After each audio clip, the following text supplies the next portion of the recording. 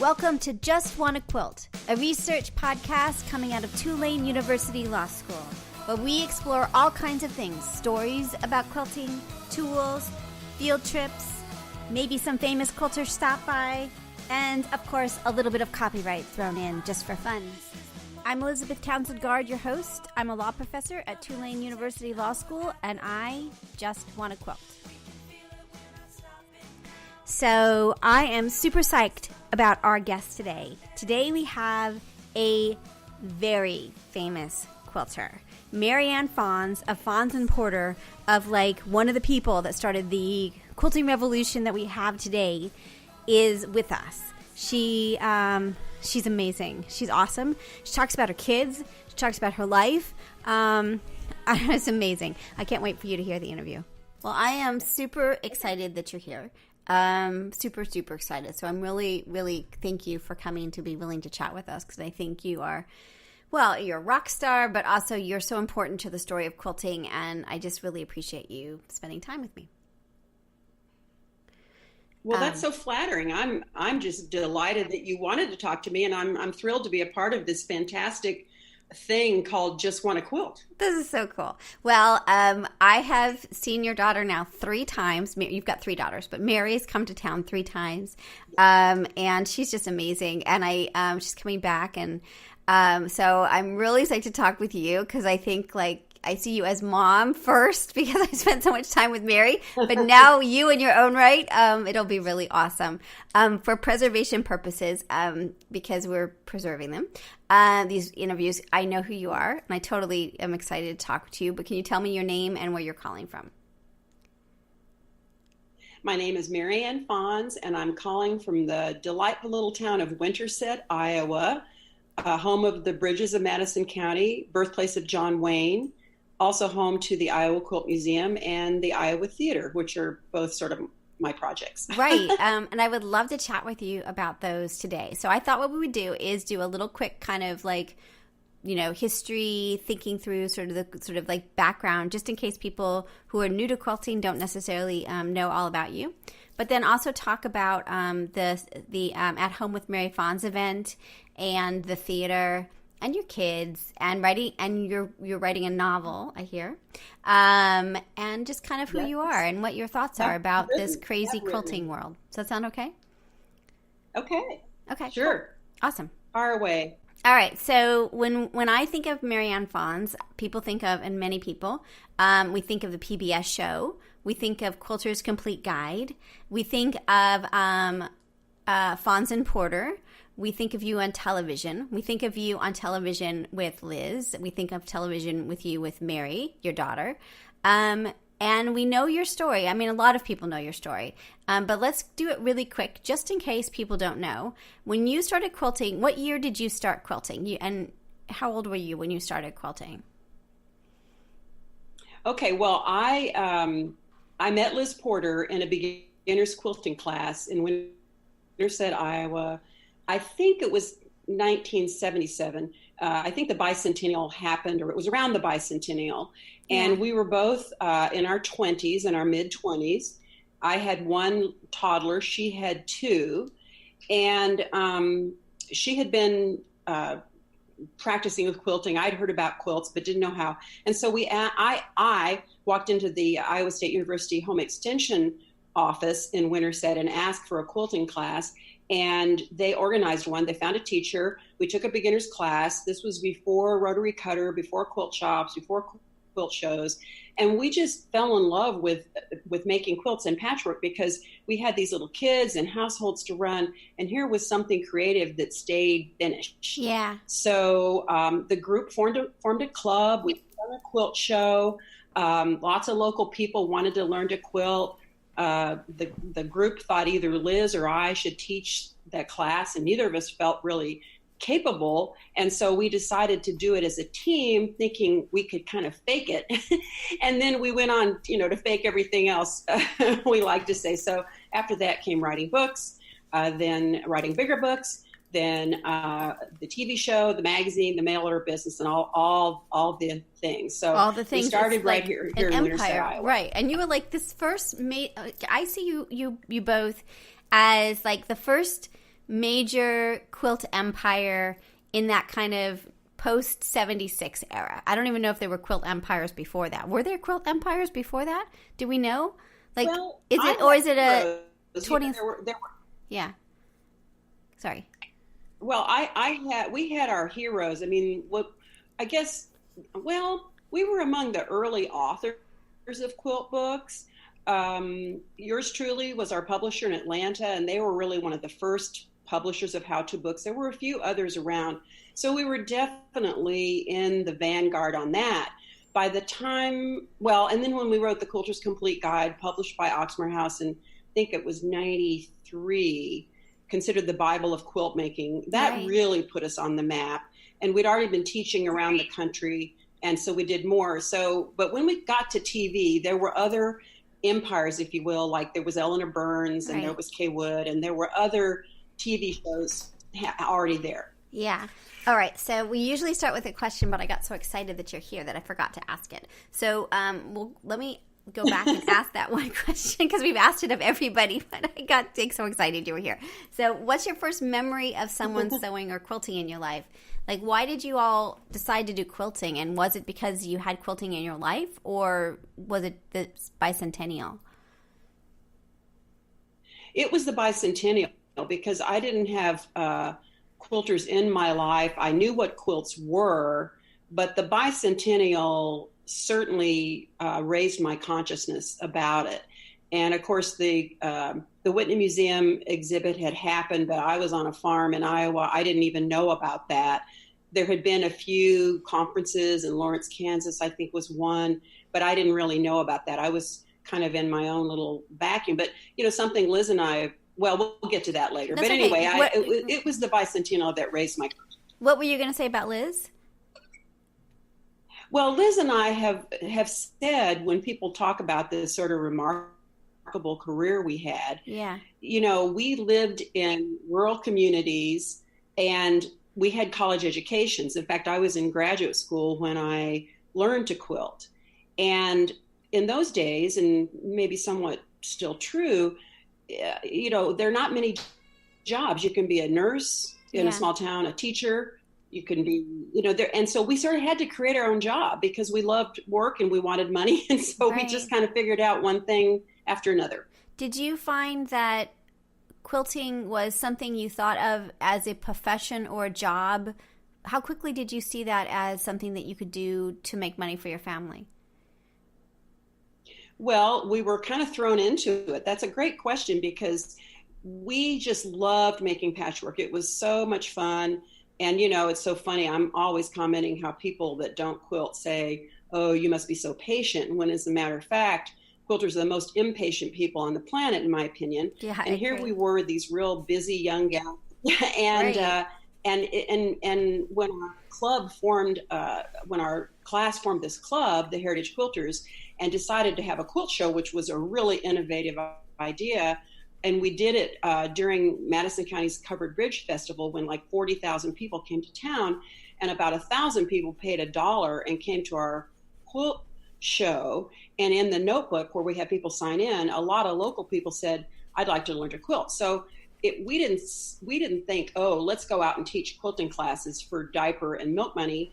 The other ladies in the group, who were all 5 or 10 years older than we were, just in our mid-20s, they sort of made us do it. So it sounded like kind of a good idea because we could charge for it. And it's kind of funny because I think we charged $15 a person for the beginner's class, which I think was 6 weeks. And of course we taught pattern drafting, and I mean, there wasn't much out there. And so people really learned all the basics, and we were barely one step ahead of them.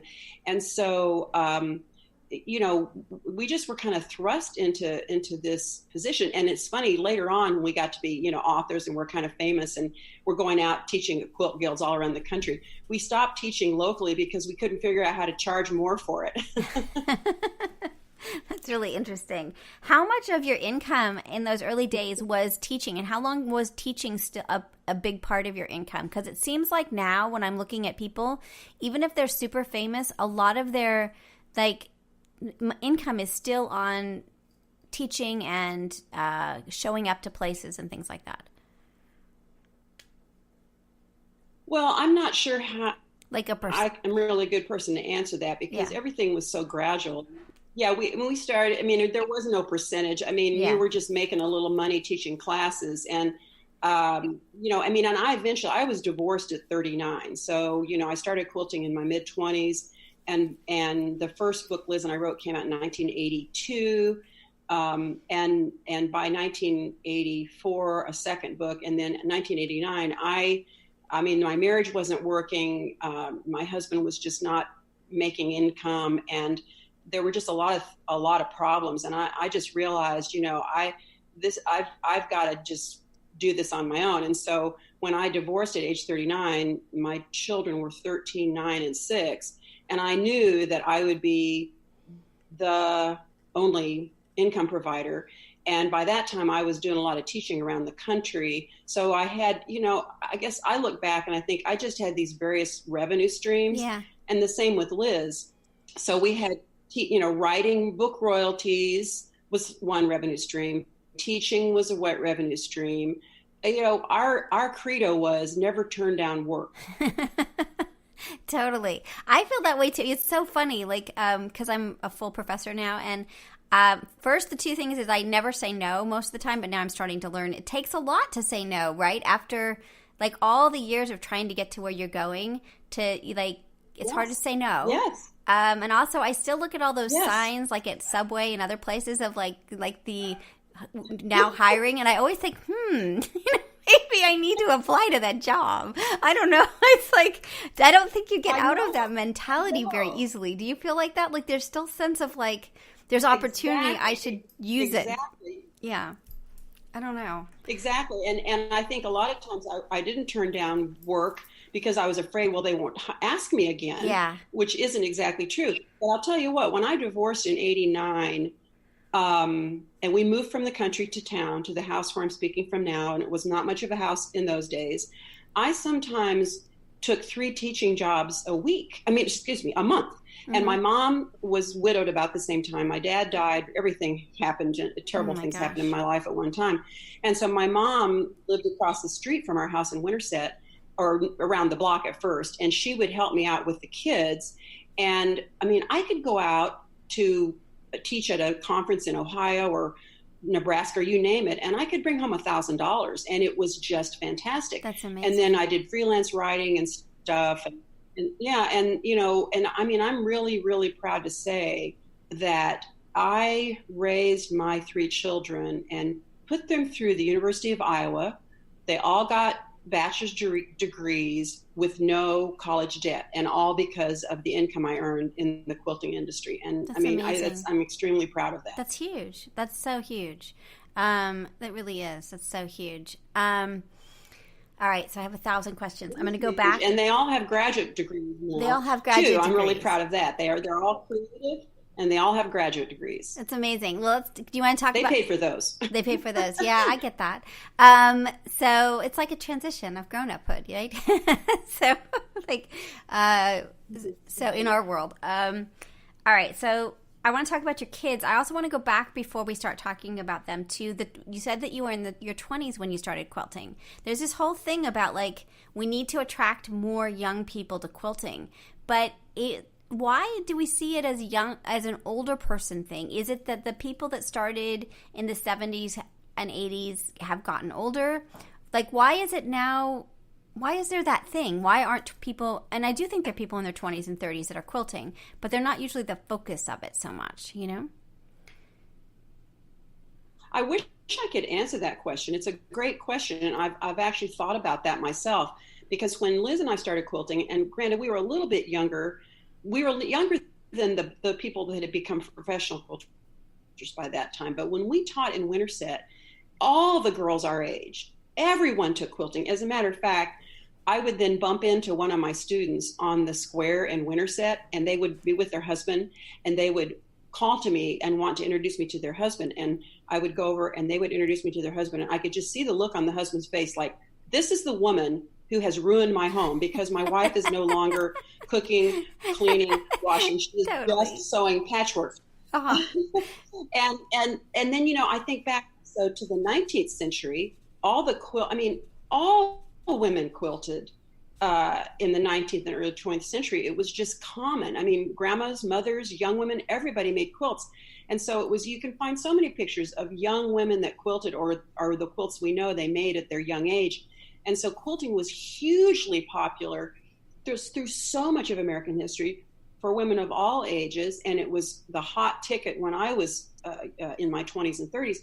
Why it's been sort of relegated to being something, I mean, maybe, it's a hobby that you do when you have more time and more disposable income. I don't know the answer because it is so much fun. I don't know why. Yeah, and it's so weird because man and woman. I'm interviewing people, like regular people, and they're talking about like how they quilt with their mom, and they're maybe the daughters in their 30s or 20s or 30s. But then the 20 to 30-year-olds are saying, well, now I have a 5-year-old and we're quilting. So like my little story, anecdotal narrative evidence is like all kinds of people are quilting. It's just we think about it as something that retired people do, but it doesn't seem like that's necessarily what's happening from what I'm seeing. Yes, and I have a theory. I have a theory that I checked out with a wonderful quilter historian, Barbara Brackman, who I'm sure you know of. And my theory is that okay, great, yeah. Anyway, she of Lawrence,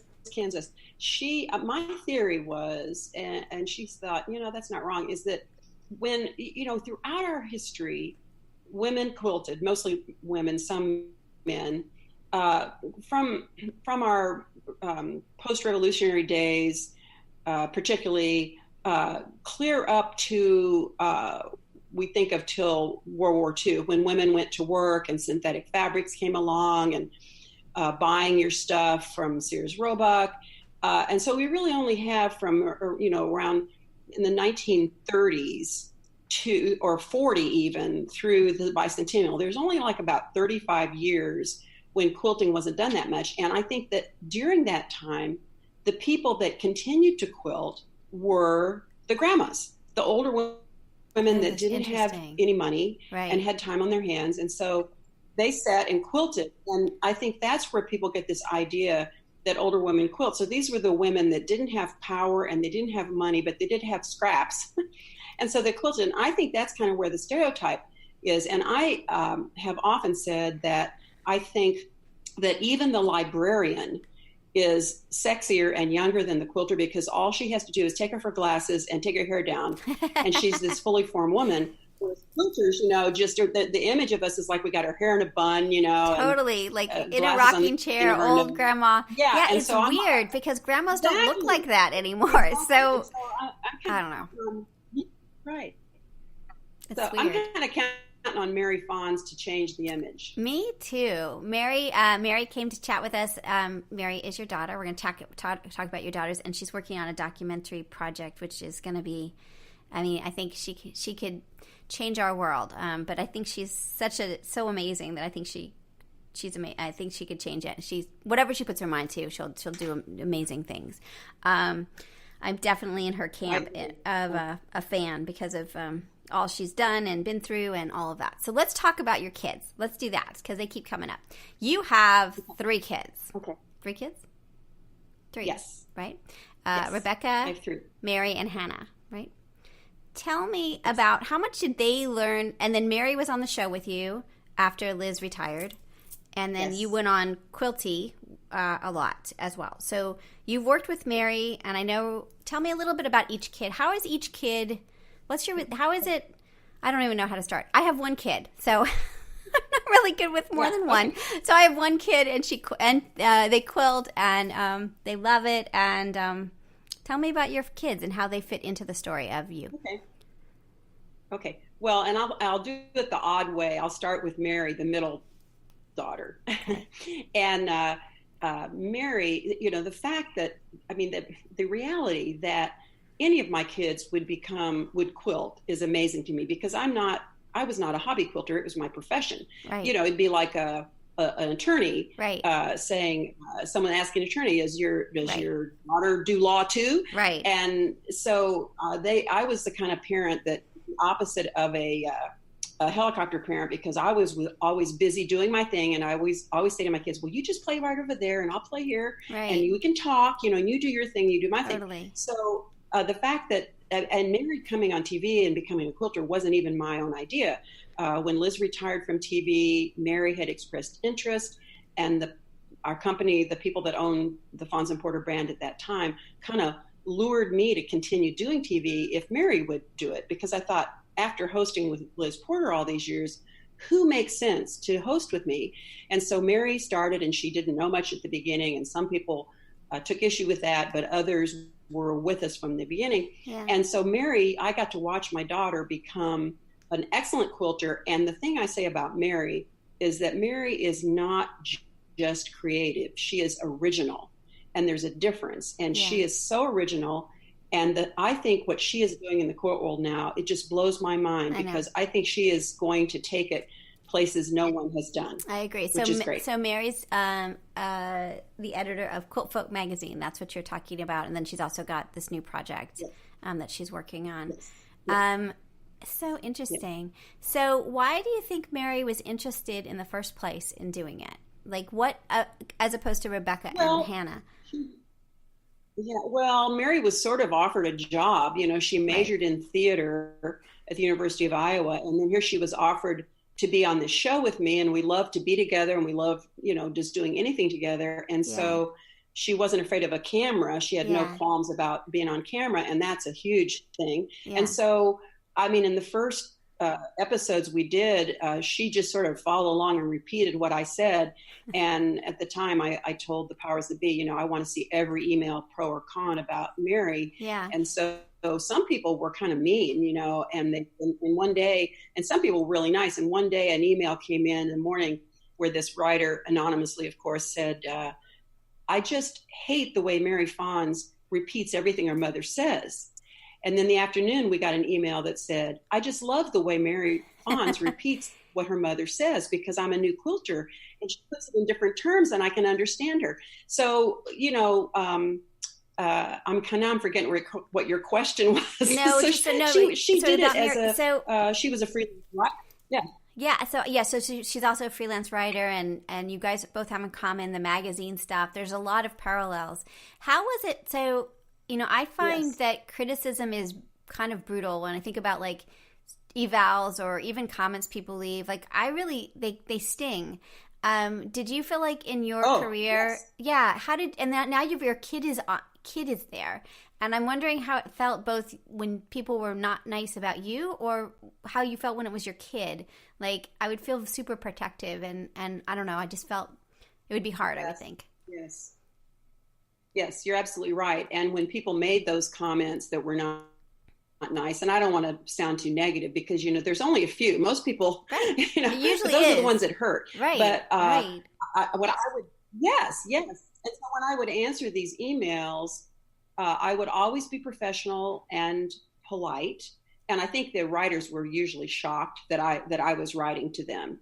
And only one time, a particularly unkind note, I said, next time you offer constructive criticism, you might want to choose your words more carefully, because you have hurt our feelings unnecessarily. Did you get a response back? Yes, almost every time I answered one of these, the person wrote back and usually was so apologetic and said, oh, you were so right. I should have thought longer before I hit send.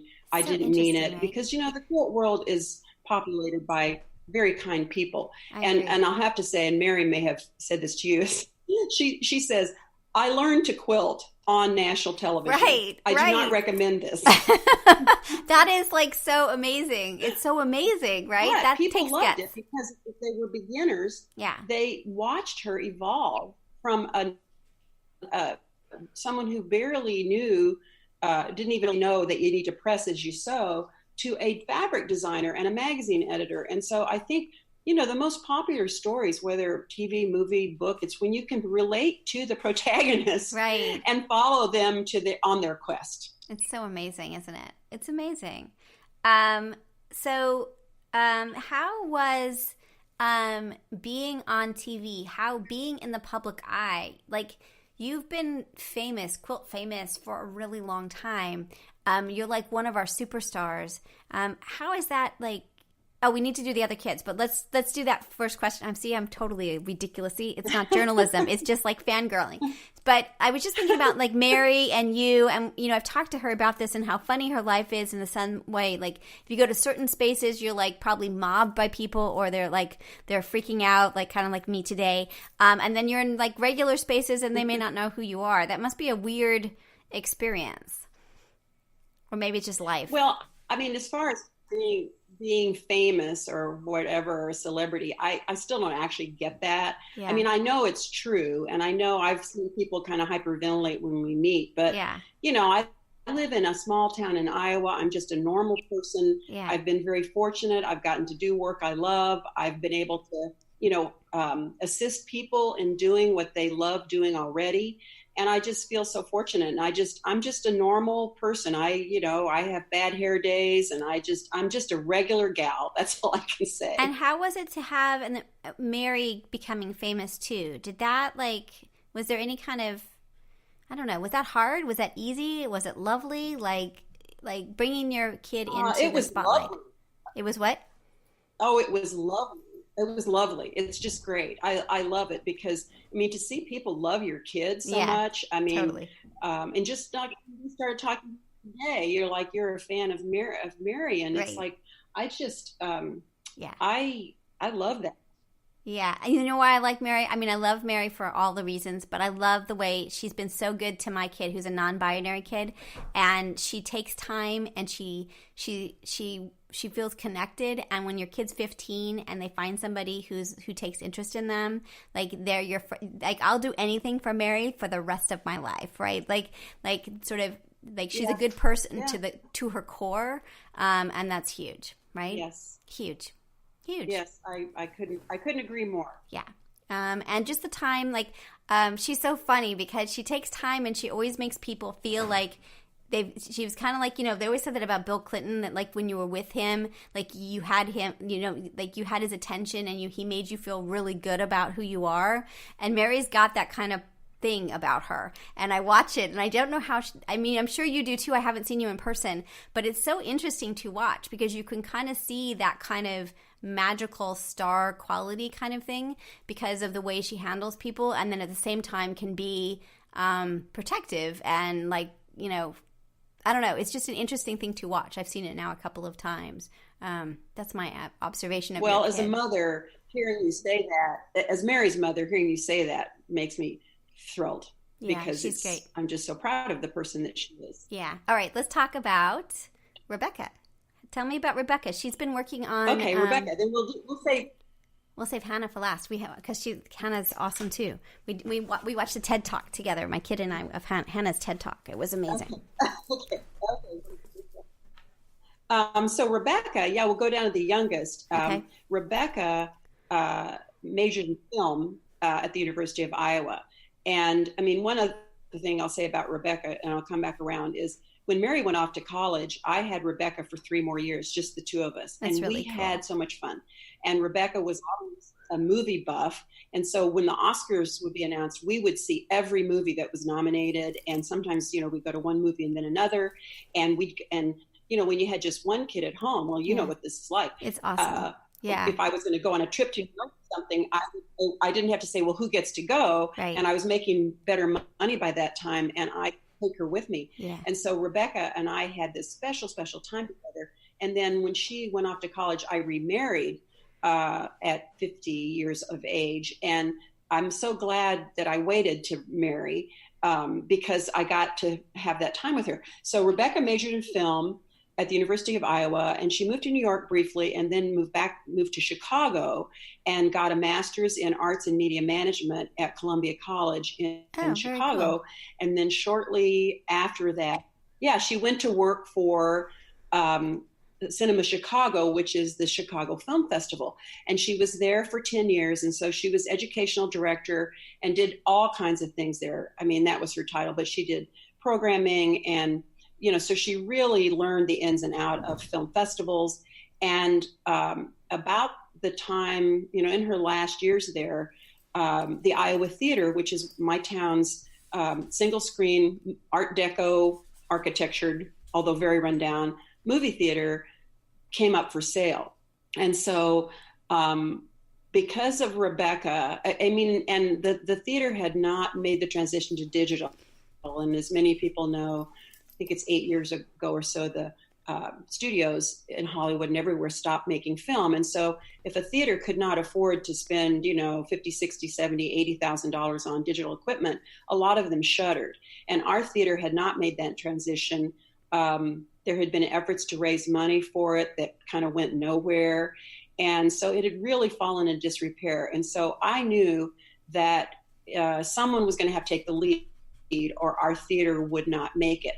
And so I purchased the building after having talked to Rebecca and knowing that she would help me in the effort to reinvent the Iowa theater.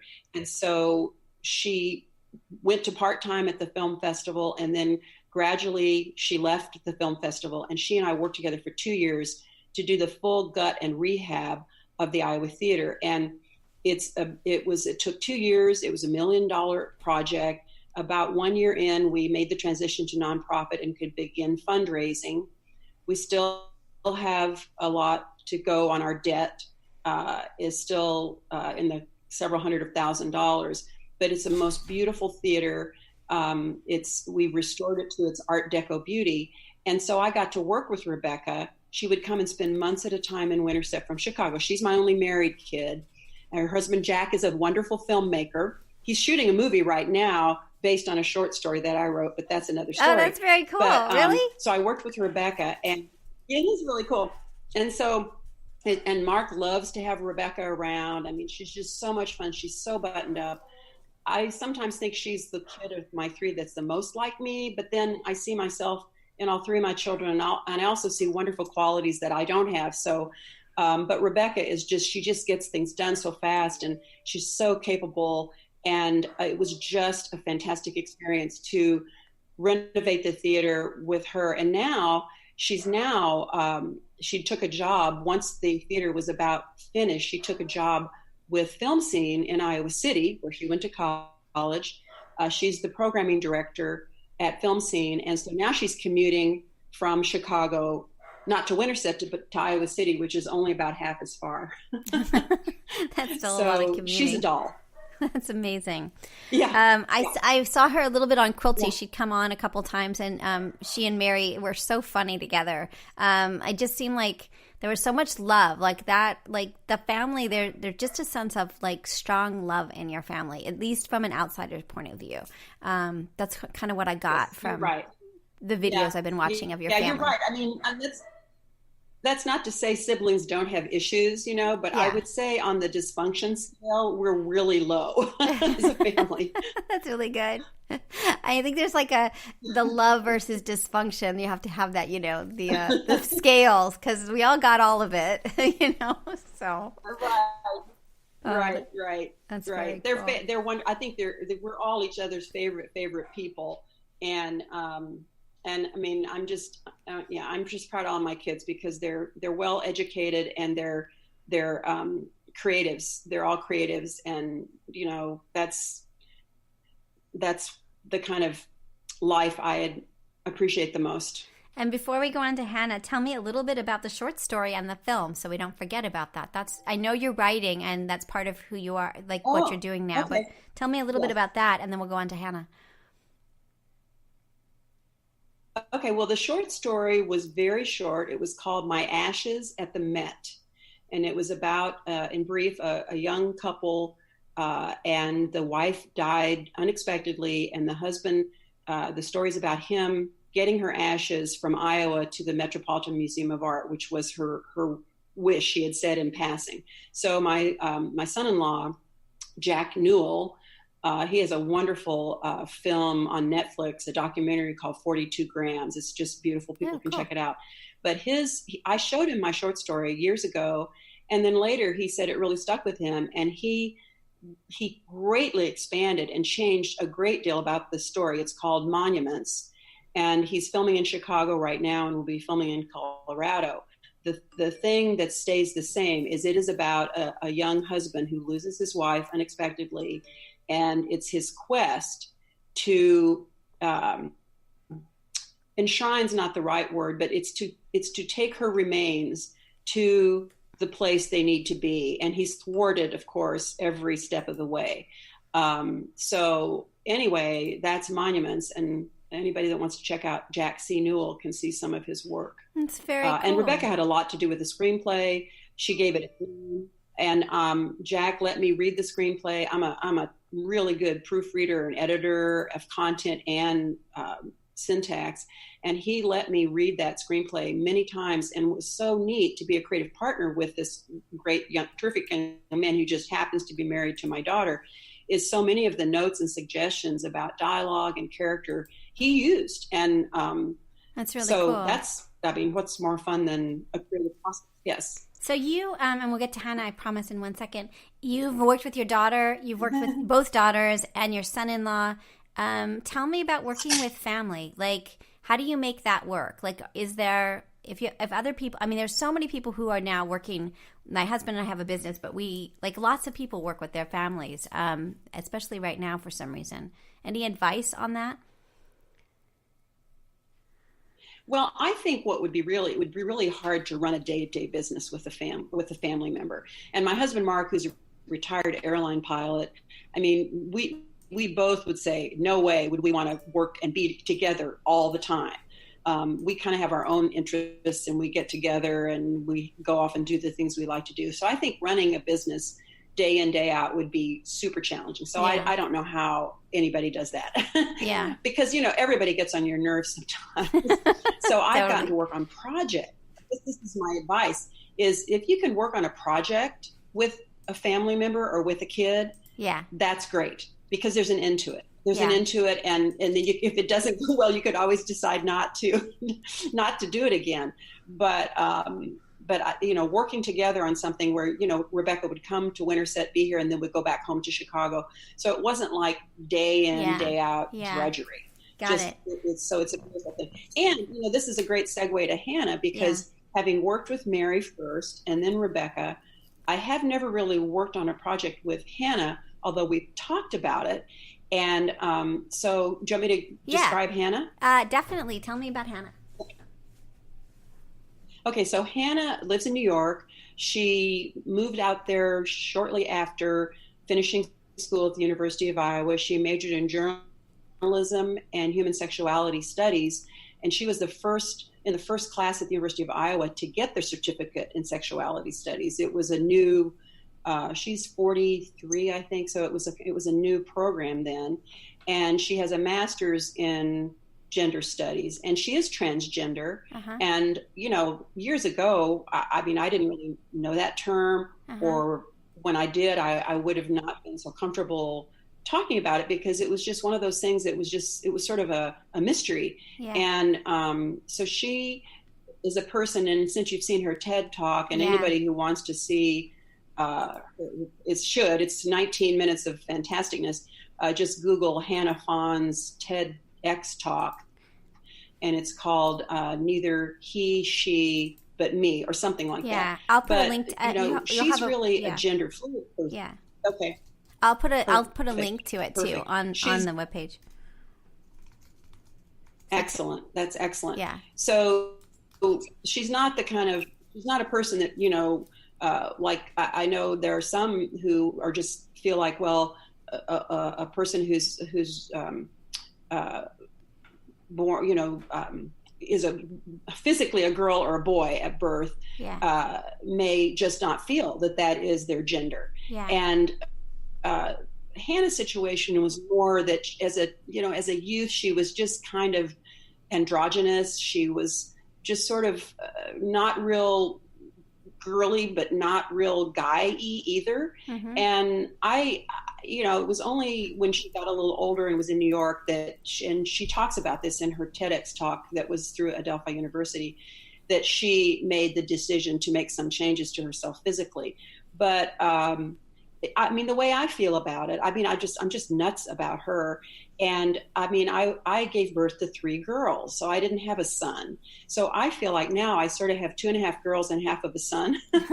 So I really got to, she gave me this gift of sort of being a son to me as well. Yeah. I just feel like the luckiest person in the world. And I think, and she says, and I think the secret to my success, if you call it that, with my kids is like my own parents. As they were growing up, I just let them be themselves. Yeah. I never really tried to dictate who they should be. I tried to instill the importance of honesty and integrity and loyalty and creativity and self-reliance. But as far as everything else, I was too busy to exact my wishes on them. And it just wouldn't feel comfortable to me anyway. And so I let Hannah be Hannah. And I'll tell you, when she did that talk at Adelphi University and was able to send a link to her siblings and me, and we got to watch it, it was really moving. It's incredibly especially moving. because she talks about the support of her family. Hugely. Yes. And she talks about you. And so then the day... Oh, yeah. I was just going to say the video, I mean, I can't imagine as a family member, like, hearing it. But as a person with a kid that's non-binary, we watched that. I watched it first, and then I watched it with my kid. And it was... it's such an important... It's just... I can't quite explain how amazing this thing is and how much you see that family matters and supporting your kid matters. And she talks a lot about you and your role in and who she is now. And it's really, really moving. It's just... I hope... Yeah. I hope that your listeners will check it out. And the thing is, when we were able to share it, when we got permission, because they kind of control the rollout of the TEDx talks. And when we were able to share it on Facebook, on social media, I hesitated for like a nanosecond before I clicked on the button, because I thought, I don't know what the people in the quilt world will think. Right. I don't know what people in Winterset will think. And then I thought, well, I don't care. This is my kid. Right. And so I did. And I still don't know what everyone thinks, but it was absolutely brought me to tears. The number of people that watched it and shared it and made comments online to me about it and actually complimented me. Yeah.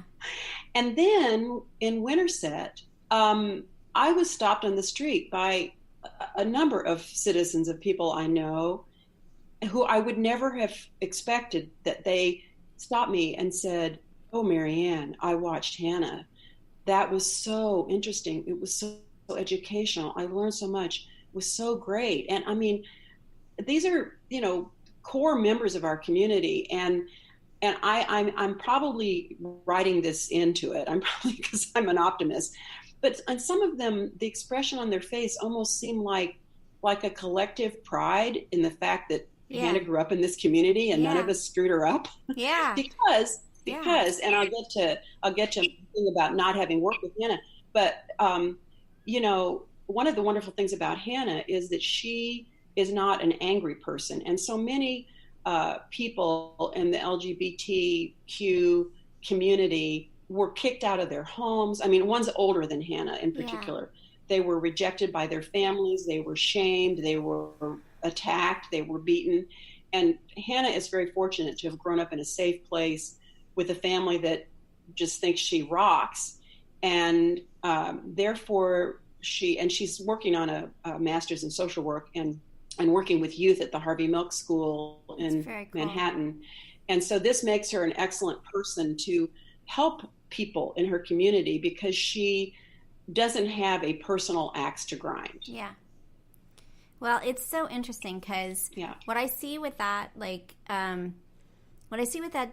Hannah's generation, there are a couple of others that are there's Andrea Gibson, who's a poet. They're such role models for my kid and my kid's generation, as you said, of positivity, of families that love them, or not sometimes, but sort of survival and positivity. And as we were starting to sort of say, when my kid was first she likes girls and she's non-binary, and all this stuff was coming out when she was 13 and 14, and we had these spaces to go to start to talk about it, and videos like Hannah, and having people, Hannah in particular, but other people like Hannah, I think is changing the struggle's going to get shorter and faster. Do you know what I mean? Like there's a sense of like, as you said, people in your community. Hopefully. It matters. It matters to people's lives. And for me, hugely, right? Like as a mom, like you just want your kid to be loved and to love your kid. And at least that's what you should. That's my soapbox. You should. And I think that these spaces and how she talks about you model for other parents to say, yes, she talks about sort of you coming to help her and the support and that you're like, she did have surgery and that you were like in the video that you like, which you said to her, you see more yourself now. That like, I can't tell you, like right. I have these conversations with parents that are, my kids' cohort parents, and they're very stressed about hormone therapy or removing of breasts or whatever it is.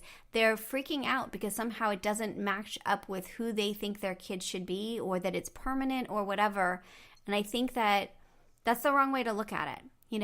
Like you got to help your kid figure out what's going to make your kid happy. And you're such a model of that again, you're amazing family on so many levels.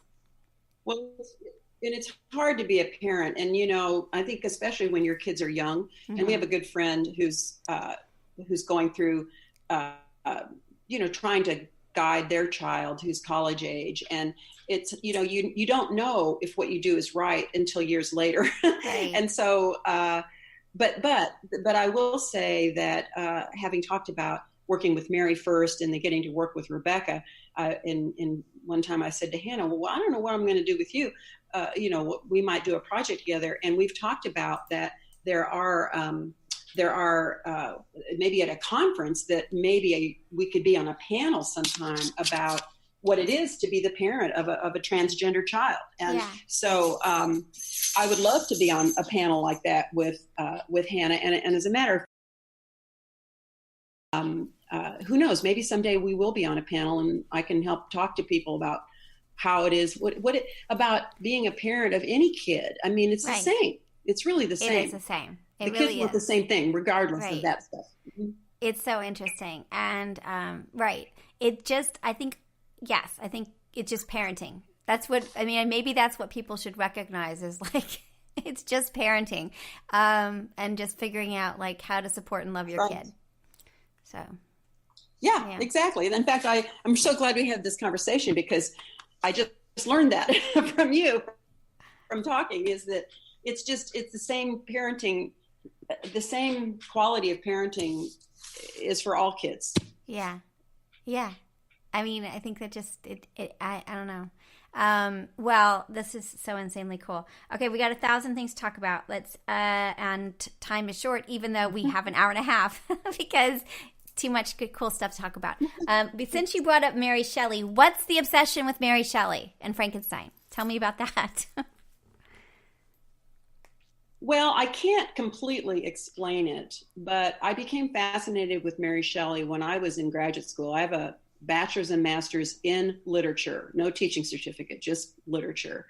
And so I've always loved stories, and I wrote about Frankenstein either in undergrad or graduate school and learned a little bit about Mary Shelley's life. And Mary Shelley just grabbed me. And I think maybe it's partly because she had so many terrible things happen in her life, but she still persisted and she still endured and she still stayed the person she was.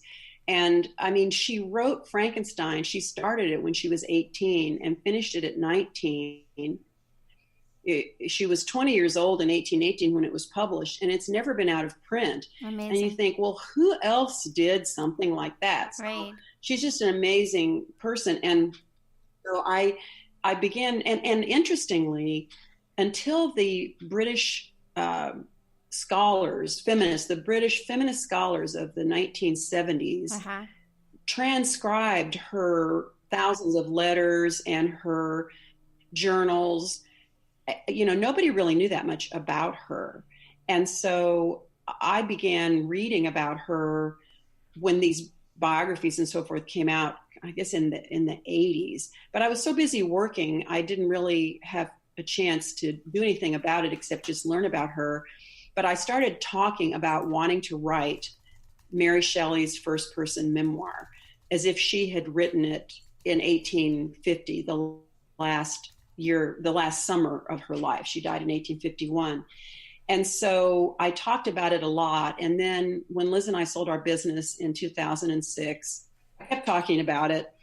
But I got involved in Quilts of Valor partly because I was scared to write my novel because I didn't know how to do it. So I worked with Quilts of Valor because I knew how to do that.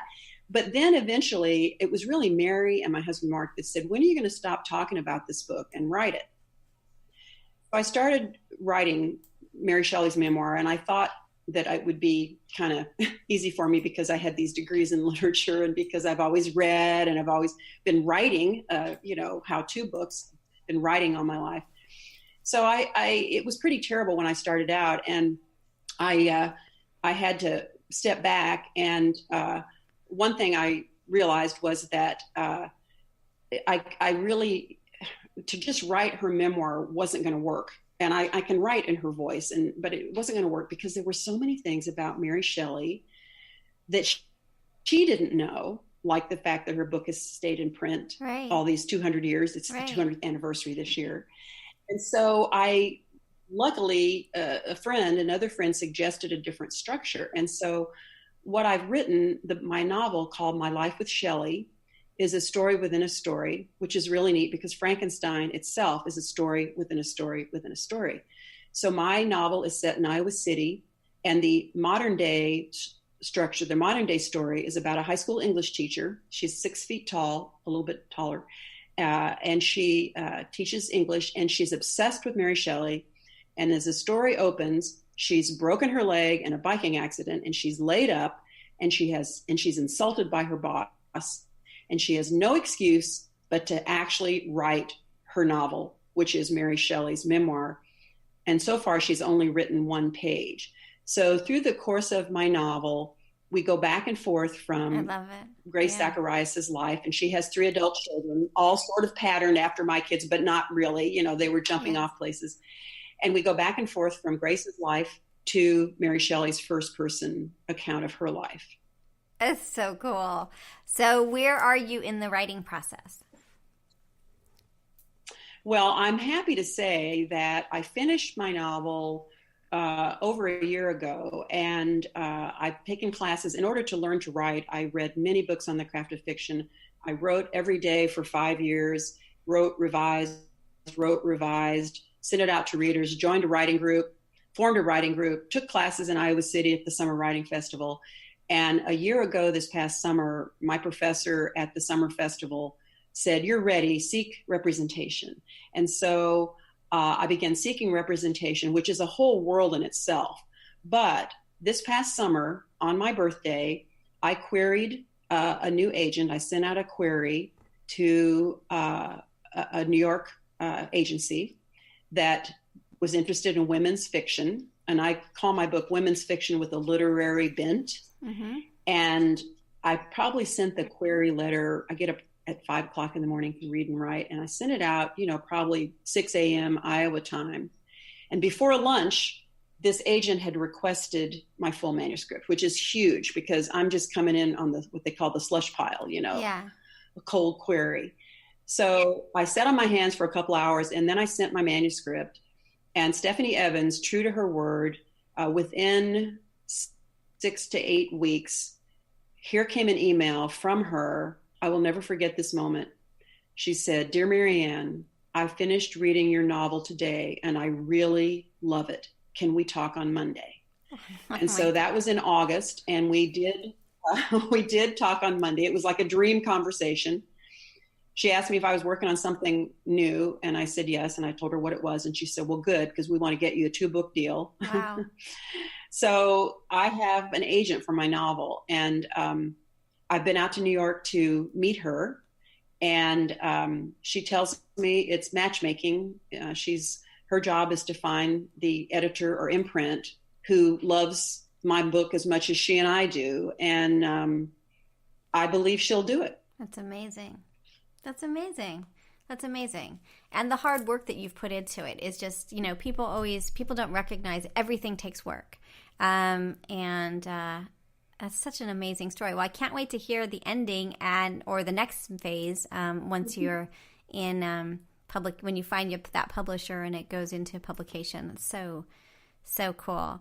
Well, I'd hope that my book would get published this year because of Frankenstein's 200th anniversary. Yeah. But what turns out is that there's stuff about Mary Shelley everywhere these days because of Frankenstein. And I'm liking to think that that's actually going to help my case with an editor, is they're like, oh yeah, everyone's consciousness has been raised about Frankenstein and Mary Shelley, and it would be the perfect time for people to really learn who she is. Because that's my goal. Mary Shelley's life, her story deserves to be read and heard because she was an amazing person. Now, I think this is a really interesting parallel. So when you decided to write, you also sought out community, and that was true for quilting as well. How important is community to your creative process in your life? Because it seems like those are both very community-based creative activities.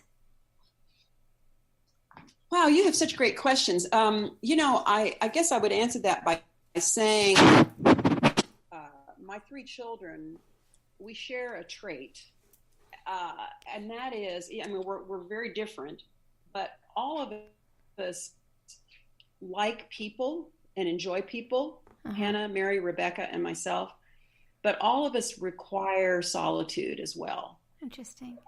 So I like community, and I love collaboration, because, you can do something by yourself and look at it and say, wow, look what I did. But, when you collaborate with others, you can say, wow, look what we did together. Right. Yeah. So I just think it's wonderful to have the opportunity to do things on your own. And it's also wonderful to be able to do things in a community. And speaking of communities, my town of Winterset, for many years, when I was working in the quilt world and earning a living and supporting 4 people, I left town all the time. I wasn't really very involved with Winterset. I knew people, but it seems like the people I know were the people who took quilting from me, back in the 80s. And I, as a divorced person, I didn't have as much of a social life. I was busy working. I was always at home with my kids when I was home or out teaching on the road. And my community was the quilting industry. And a few years ago, prior to the project with Rebecca and the movie theater, someone in town suggested that Winterset needed a quilt museum. Well, I was working on my book and I didn't really need another project, but it grew on me. And so I found myself jumping on it and inviting various people to be on the board of directors, and they said yes, and forming a board of directors. And the Iowa Quilt Museum, which is a beautiful, beautiful space. It's in a former J.C. Penney building with punch tin ceiling and hardwood floors right on the town square, opened about 2 years ago, and it opened in 2016, in June of 2016. So we've been around for 2 years. And it was because of the Quilt Museum, that's what got me re-engaged with my community, my local community. And had it not been for the Quilt Museum, I would never have cast my eyes on the Iowa Theater. So interesting. So the Quilt Museum and the Iowa Theater really sort of brought me home. They really brought me home to my own town, which has been extremely, extremely fun. And you started something, or maybe, I don't know if you started it, but tell me about is it the the Madison County Mutual Admiration Society? I totally want to know about this. This is so awesome. Because you say no meetings, no dues, no officers. I'll send you I'll have to send you a charter member card. So Cool. Here's how this came about. Yeah. Is, I got re-engaged with my community, and one day an email came into my inbox, to Rebecca and me, to our inboxes, from someone in town who I know is a staunch Republican. And in his email, he was bragging on another member of the community who I know is a staunch Democrat. And this guy was saying, look at the wonderful work she did on our website. Isn't she great? And I'm like, yeah, she's great. You're great. We're all great. We should start a mutual admiration society. And we chuckled about it. And so then it hit me. I'm like, I think I'm going to do that. And so I got online on Vistaprint and I ordered 200 cards, membership cards that say Madison County Mutual Admiration Society, and got these in the mail. And of course, the first people I gave them to was this gentleman, Brian, and this gal, Julie, this lady, Julie. And so I would go to the chamber coffee with these cards, and I would pick out someone to induct. And I would look at them in the eye and I would say, I've started a new organization. I'd like you to join. And they sort of back off because everybody's so busy with so many good works in Winterset. Everyone's on, several committees. And I say, just like you said, look, there's no dues, there's no meetings, and no board of directors, no bylaw, no website, no fundraising. And their eyes, they start getting happier, and then I give them this card and they get it, and then I usually say, so you're a charter member. So I usually give them, 2 or 3 or 4 additional cards and say, now, just give these to people you admire.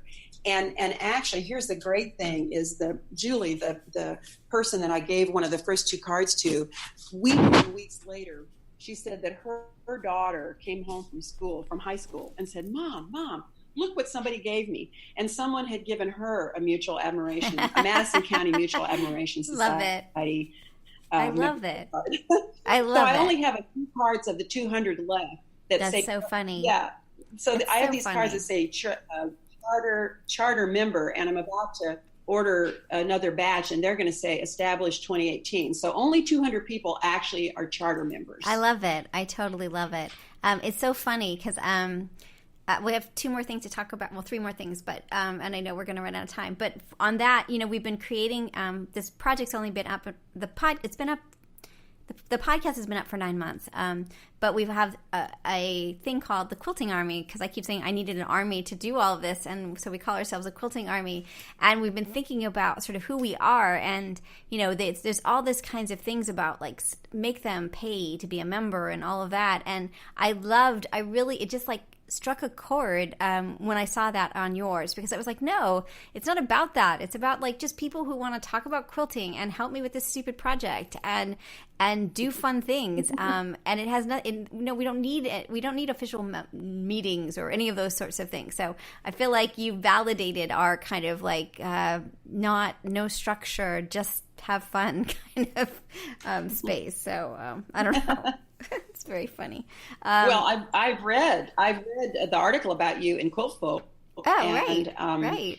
And I've read the Quilting Army, and so I know about that. I've seen your picture, seen the article, because I always read Quiltfolk cover to cover. I think everybody does. Uh-huh. And so feel free to order cards. I think and we give might them do out that. To Quilting we might Army, do and then member give cards. Each person in the Army more totally. Cards. Yeah, that sounds like a great idea. I think we should do that.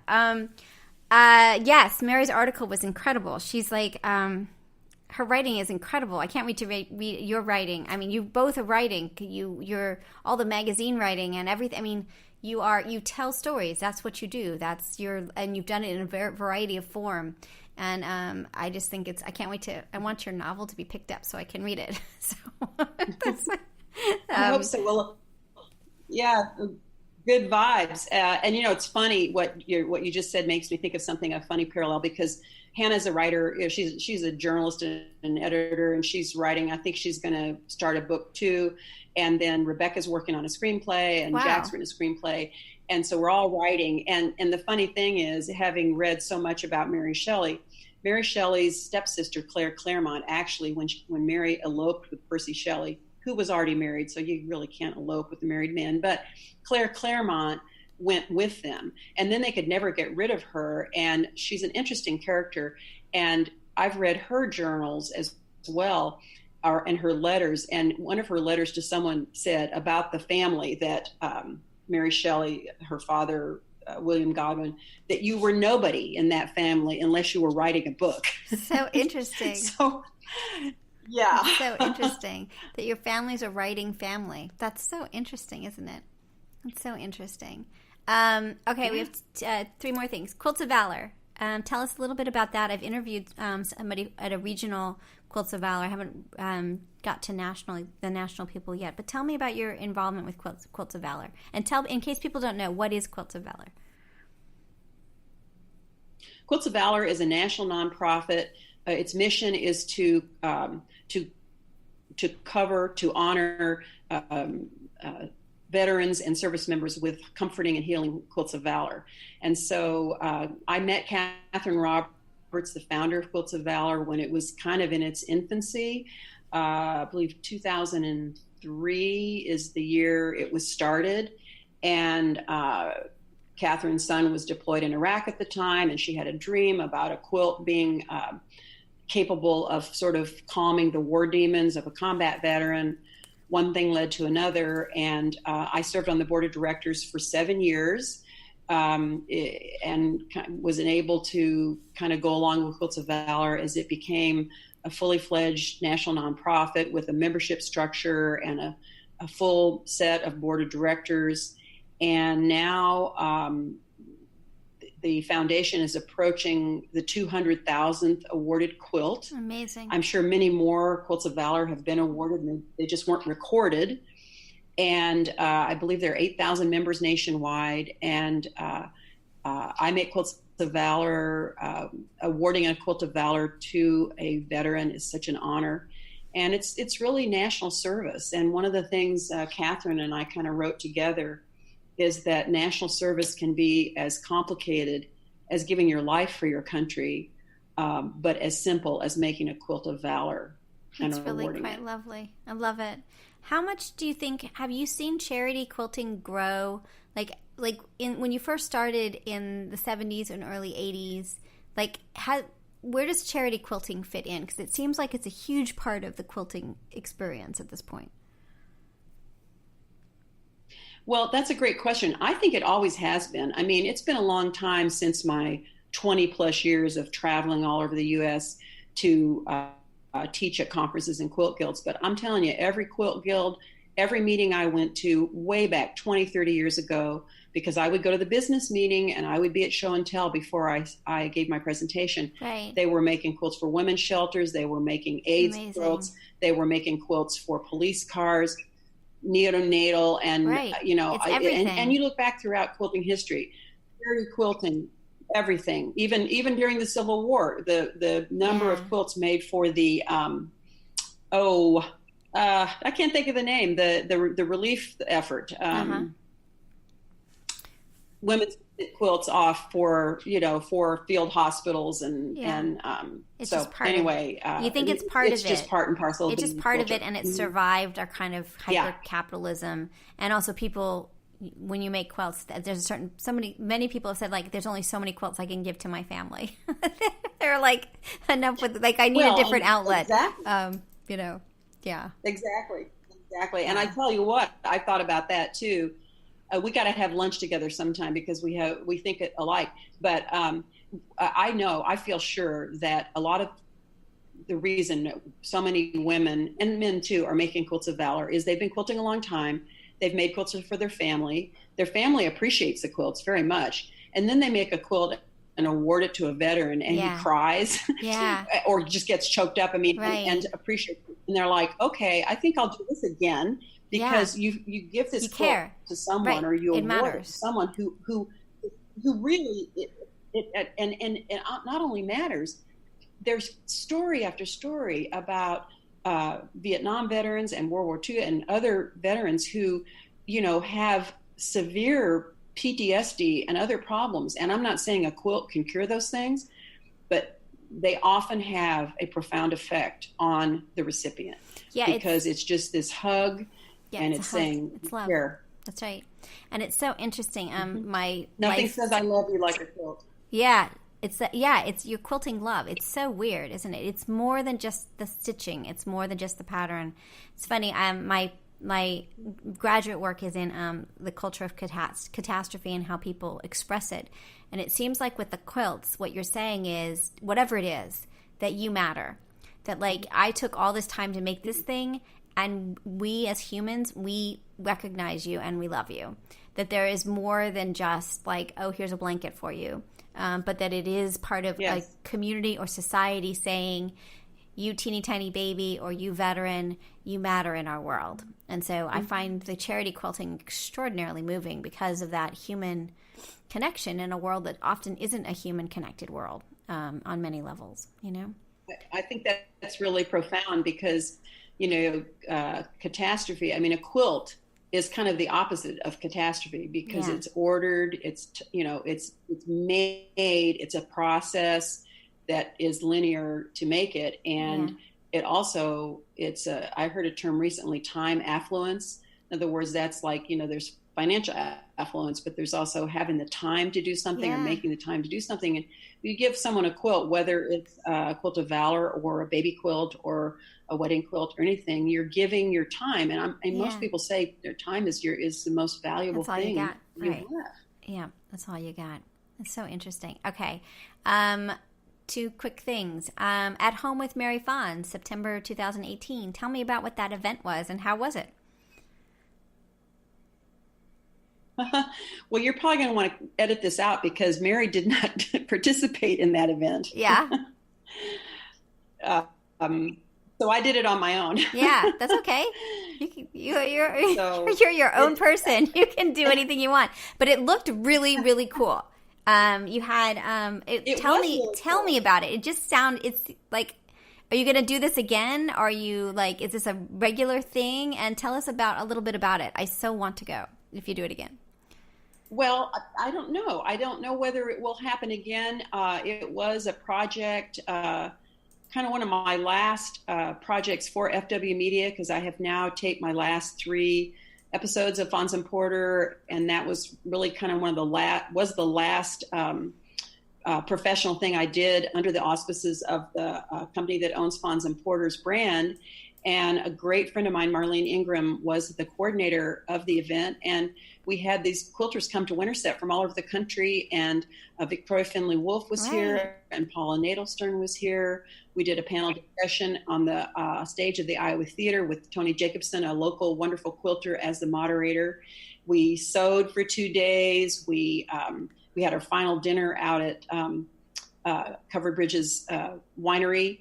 And we were at the Quilt Museum. My good friend quilter Lindsay McCrae from Iowa City did a presentation on feed sack quilts, and it was just sort of, I kind of thought of it as the quilt spa. Yeah. And whether it happens again in the future, I don't know, but I'll be sure you know about it. And Totally. It's obvious that, Elizabeth, that you have visited my website, mariannefons.com. I have. And to give a shout out to Mary Fons bought my domain name years ago, thinking that I would need one. Yeah. And so she knew. So it's a relatively new entity. Yes. Yeah. And so it's really kind of a blog spot. And so I'm just posting. I posted today I write about 4 subjects: my latest, greatest quilt,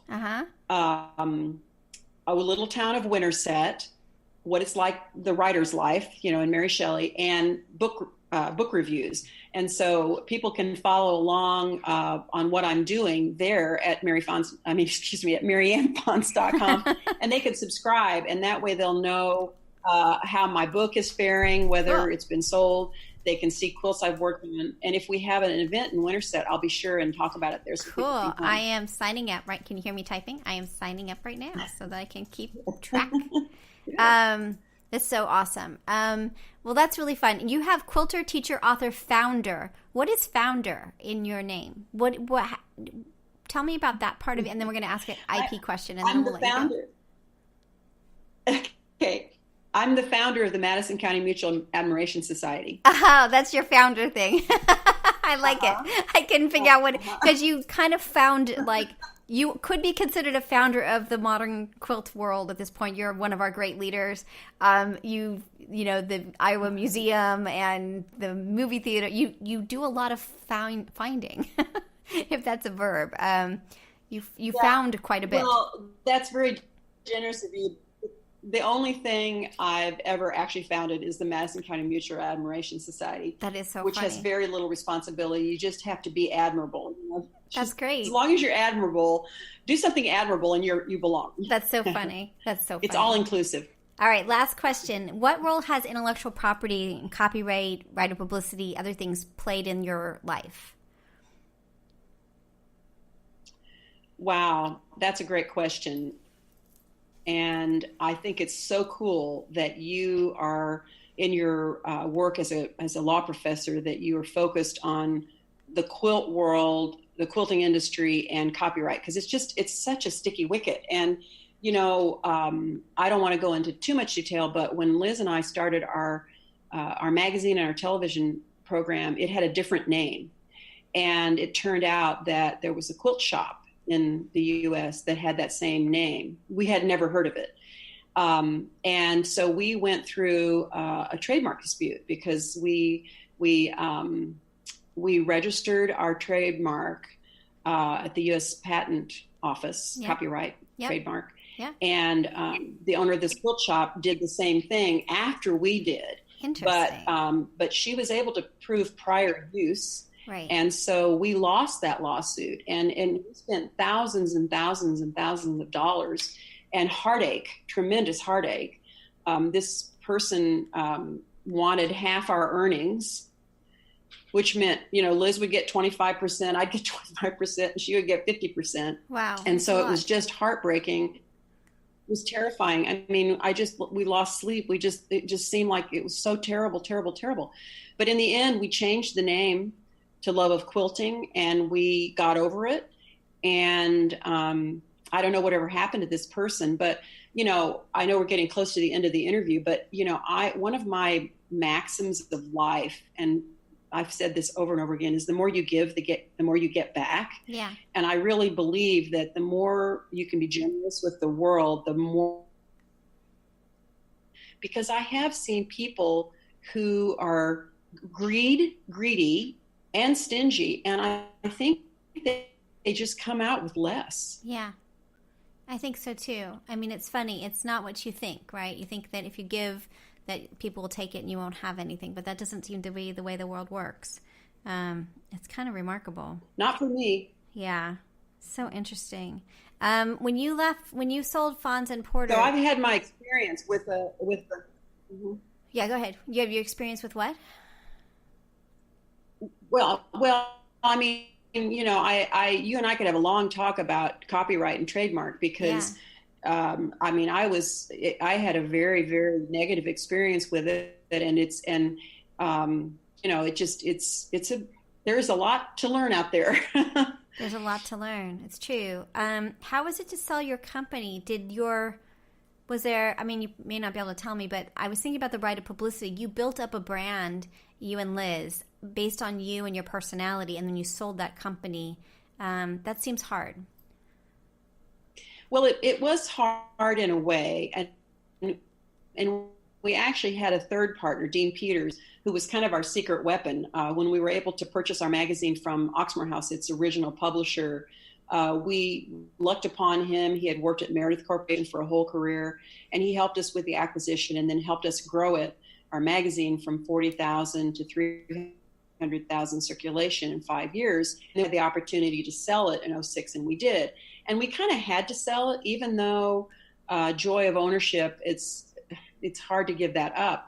If you have a family business, I think you would keep it if you had family members that wanted to work on it. But when you had 3 individuals, the last thing you would want be for family to get involved, because it doesn't, you can't transition. Somebody has to buy it. Yeah. And so because we had the opportunity to sell, we did, which means I don't own my own name, and the Fons and Porter brand is owned by someone else.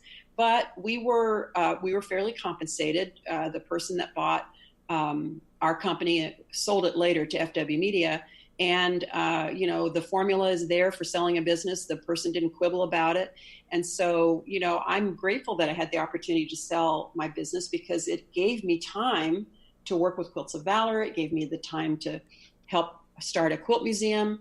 It gave me time to work with my daughter, Rebecca, on the movie theater, and the time to fulfill my strongest wish, which is to write fiction. So cool. So, it was a fair trade. And I have to say, when we did write the contract, the book is like 2 inches thick of the sale, I made sure that added to my agreement was that I would have the right to write fiction in my own name, because I knew I wanted to do that. Interesting. And so all these years of writing, I've never had to wonder whether I would get into a copyright problem. And so I do have that stated legal right to use my own name as a writer of fiction. Now, are you able to use your name as like a nominative use? Like if you're going to go speak somewhere, or or have events like you had, although that was under your contract. Like, are there limitations on what you can do as a quilter because of the sale of the business? Well, yes, the only thing I really can't do is do something that would compete with the owners of the brand, and I don't really want to compete. Yeah, you've already done all that. So, right. I mean, I can't really do anything in the quilt world. Yeah, but I mean, I have to say that when I've had opportunities, like for example, Alex Anderson and Ricky Timms, who are the hosts of the Quilt Show, a wonderful online program, invited me to be their legend for 2017. Excuse me, 2018, this year. They invited me in 2017, and they were just here last week taping for 3 days in Winterset episodes for the Quilt Show, and I did get permission. Was that okay? And of course, I talked about Fons and Porter, and I think anything that I do that touches the quilt world, is an opportunity to talk about Fons and Porter and working with Liz, and it's all very positive. Yeah. But I can't write up a pattern and publish a pattern under my name, but I don't want to. So yeah. that's okay. And is that just perpetual? Is that kind of relationship as part of it, or does it have like a time element to it? Maybe it's forever. It's forever. It's forever. Interesting. It's forever. Interesting. Very interesting. Well, I just think it's so fascinating. All right. So here's my theory about quilting. You touched upon it before. If we can end, do you want to talk about anything else about intellectual property? Are we good? Do you have other thoughts about it before I have my last thing? No, I think I'm just glad you're digging into it, and I will be sure when our interview goes online, be sure and let me know the date, because I want to write about it. Oh, cool. And send people to Just Want to Quilt so that they can learn more, because education is everything.